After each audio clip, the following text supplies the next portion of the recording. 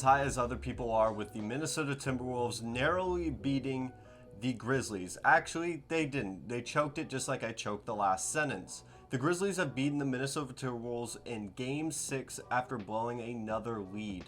And you could chalk it up to, well, they were a 7 seed, they had to play in the play-in, and they also blew a bunch of leads because guess what? They don't know how to win.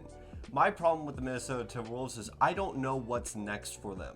I don't know how you can add to this roster and they potentially get to a higher seed or out of the play-in. And I completely understand you still have a young core with Anthony Edwards who can develop into a perennial all-star, and I fully believe he has the best potential out of anybody on that entire roster. My biggest problem is they don't have a lot of flexibility and they're paying a lot of players a lot of money that could potentially screw them in the future.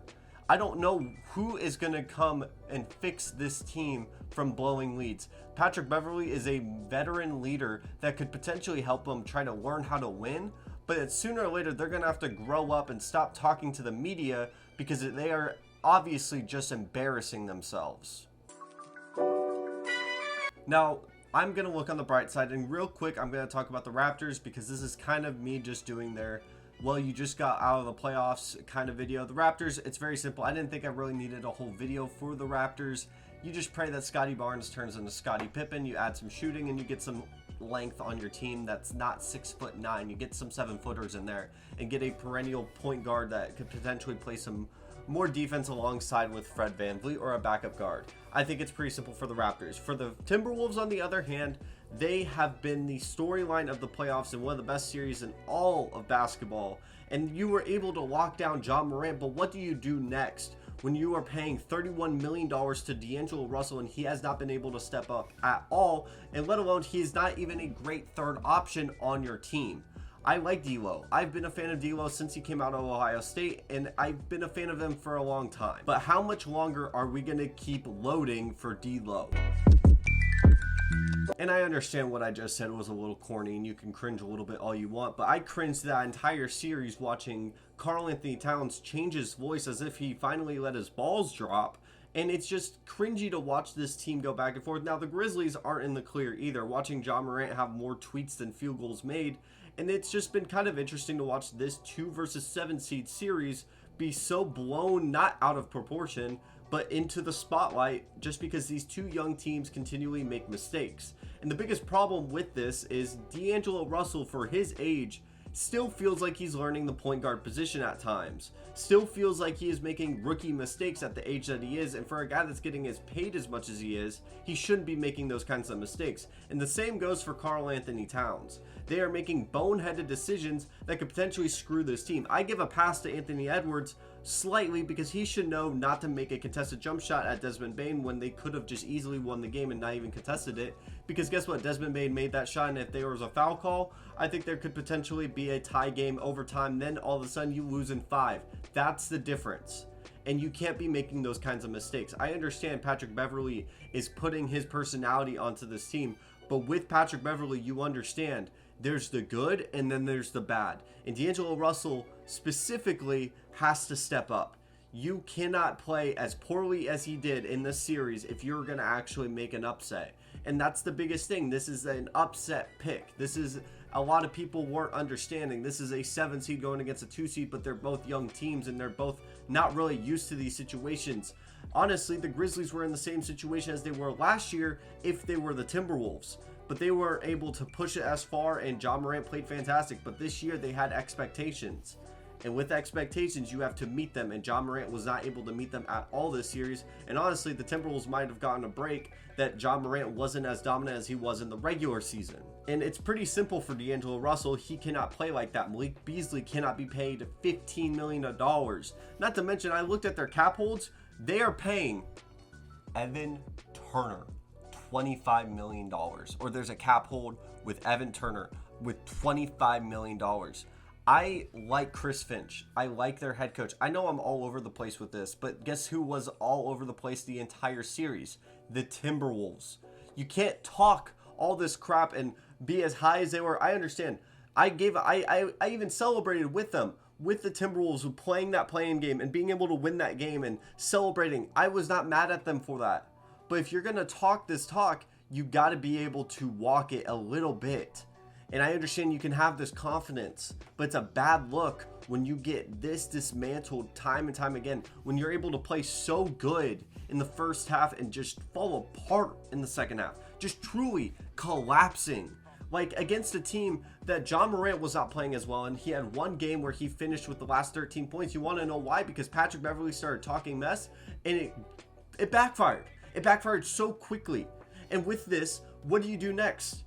You don't have an asset on this roster that you're wanting to trade, maybe a Jared Vanderbilt that could be a good defensive player for you guys, but no free agent's going to want to come to Minnesota. No disrespect to Minnesota, but no one's going to go there. When was the last time a free agent willingly, a top tier free agent that was able to change your franchise? I understand you can get Anthony Edwards to maybe a 27 point per game scorer. Defense is still going to be a problem. Defense is still a massive problem for Karl-Anthony Towns. It's a massive problem for D'Angelo Russell. And Anthony Edwards at times does not play good defense. And John Morant, this Warriors series is about to get cooked, but we won't talk about that right now because this is the Timberwolves. I by all means, the Grizzlies did not play a fantastic series all the way through, but they finished games and they learned how to win because they did it throughout the regular season. And this Timberwolves team has to learn to win, or they're going to continually be in this spot. And the reason why I'm being so hard on the Timberwolves is because they put themselves in these shoes. They put themselves in a position to be made fun of. You don't blow these leads. I remember I was sitting at work. I put the game on because sometimes if it's slow and I'm not making food, I'm gonna look over, I'm gonna just watch the game for time to time. And I look and I see, oh wow, the Timberwolves are up 26. I go and make food because we gotta rush. A bunch of orders come flooding in, and I walk around the corner, take a glimpse.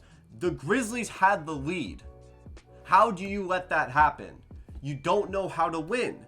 And I guess it's trial by error, but I'm not loving what I'm seeing for them and the maturity factor for some of the guys that are slowly become veterans that have to be the leaders for this team. I understand Patrick Beverley is the leader, but with him being the biggest footprint on this team's personality, it comes with the good and the bad showed out very heavily.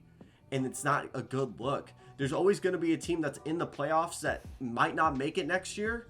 And personally, call me a jerk, call me the worst person in the world. I understand this is going to be a quick video, but I think it could be the Timberwolves. I don't know if the Timberwolves are a guaranteed team to make the playoffs next year unless Anthony Edwards puts his team on the back.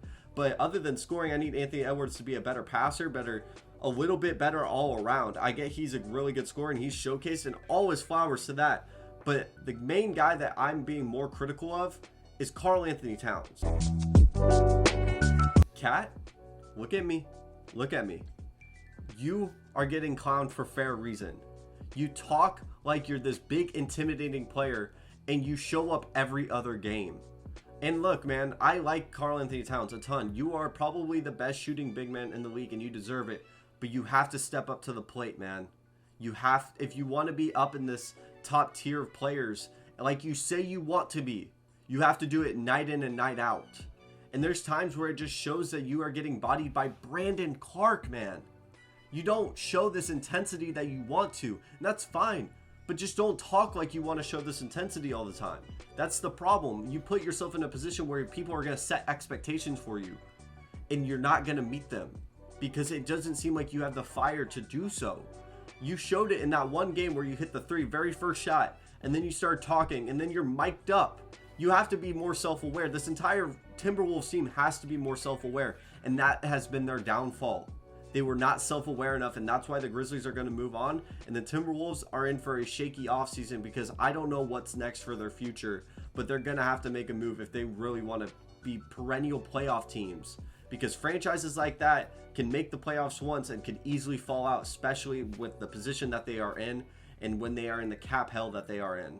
If you're at this point in the video, thank you so much for being here, and welcome. If you're a new subscriber, thank you so much for watching. We are trying to hit 1,000 subscribers by the end of this summer. I still think we could do this, and I'm going to actually start making a Scott Foster video essay. It's going to be around 30 plus minutes long, talking about a conspiracy theory that I think is very interesting with the NBA. Let me know if you're excited about that and if you would be interested if I would really go all in on that video. And thank you so much for watching. We got some draft videos coming up too. Thank you so much for watching. Have a wonderful day.